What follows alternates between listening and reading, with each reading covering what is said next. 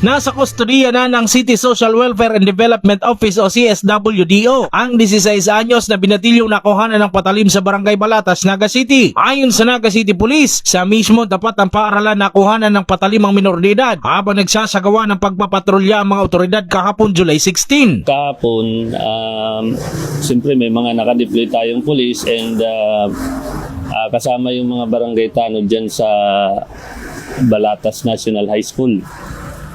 So habang nakadeploy yung ating mga tanod at mga patrollers doon, nakita ng tanod na may mga grupo ng kabataan, ng estudyante. So napag-alaman na may gulong mangyayari. So nilapitan ng tanod, then nakuhanan nga ng patalim itong isang estudyante. O then dinala dito sa istasyon para i-turn over sa SWD. Ano ba ang presenda may aneg para doon? May ano, may habangan. Oo, arabangan. Hindi pa makuntot to. Matimpan sa elementary. Ito. Para di ka niya.